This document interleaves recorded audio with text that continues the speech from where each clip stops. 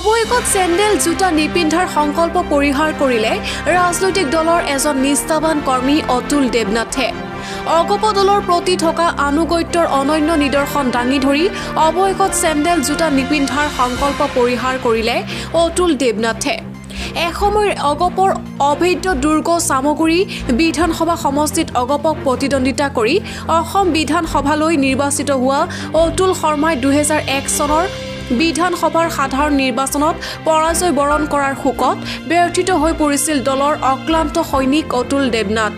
সমষ্টিটোৰ কুহুমতলি পঞ্চায়তৰ হলিহামাৰী গাঁৱৰ নিবাসী অতুল দেৱনাথে চামগুৰি বিধানসভা সমষ্টিত দলে পুনৰ নিজৰ দখললৈ আনিব নোৱাৰা পৰ্যন্ত চেণ্ডেল জোতা পৰিধান নকৰাৰ সংকল্প গ্ৰহণ কৰিছিল উক্ত ব্যক্তিগৰাকীয়ে। তেনেকৈ জোতা চেণ্ডেল নিপিন্ধাকৈ প্ৰায় 2.5 দশক নিজৰ সংকল্পত স্থিৰ হৈ থাকিল অতুল দেৱনাথ।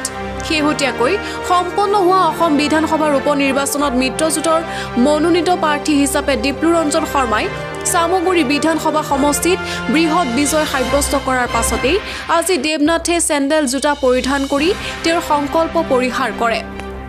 অসম গণ পৰিষদৰ কলিয়াবৰ বিধানসভা সমষ্টি সমিতিৰ কাৰ্যালয়ত দলীয় কৰ্মীসকলৰ উপস্থিতিত দেৱনাথে সুদীৰ্ঘ 24 বছৰৰ পাছত চেণ্ডেল জোতা পৰিধান কৰাৰ বিশেষ মুহূৰ্তৰ সাক্ষী হৈ আনন্দ অনুভৱ কৰে অগপৰ কাৰ্যকৰী সভাপতি কেশৱ মহন্তই।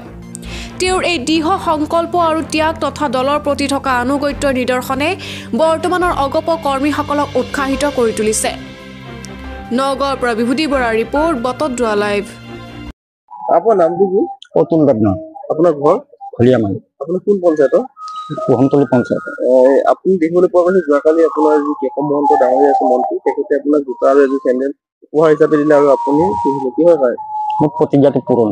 আপুনি কি প্ৰতিজ্ঞা কৰিছিলে? মই প্ৰতিজ্ঞা কৰিছিলোঁ যেতিয়ালৈকে চামগুৰি সমষ্টি 2001 চনৰ পৰা যেতিয়ালৈকে বিজেপি হওক এজিপি হওক মিত্ৰজোঁটৰ প্ৰাৰ্থী যেতিয়া নাজিকে তেতিয়া মই প্ৰতিজ্ঞা কৰিছিলোঁ। কিমান চনত কৰিছিলে এইটো? 2001 চনত। মুঠতে আপোনাৰ 24 বছৰ যি প্ৰতিজ্ঞা আছিলে যোৱাকালি আপোনাৰ প্ৰতিজ্ঞা আপোনাৰ কোনে দিলে? আমাৰ কেশৱ মহন্ত ডাঙৰীয়া।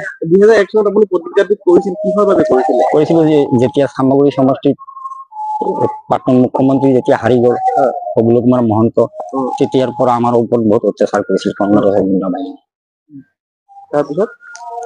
তাৰপিছত মই চামগুৰি থানাত কেছ কৰিছোঁ, আমাৰ কেছটো লোৱা নাই। তেতিয়া আমাৰ লগত আছিল চামগুৰি সমষ্টিৰ সভাপতি আছিল অসম গণ পৰিষদৰ ভৰত দাস, তেখেতো আমাৰ লগত আছে। আপুনি যিহেতু প্ৰতিজ্ঞাটো এটা 24 বছৰ আপুনি জোতা চেণ্ডেল যিটো প্ৰতিজ্ঞা কৰিলে, এতিয়া এনেকুৱা কিছুমান ৰাজনৈতিক ব্যক্তি আছে যি কৰ্মী আছে তেওঁ কেৱল স্বাৰ্থৰ কাৰণে কাম কৰে, গতিকে আপুনি নিস্বাৰ্থভাৱে সেই প্ৰতিজ্ঞা আপুনি কৰ্মীসকললৈ কি আহ্বান জনাব?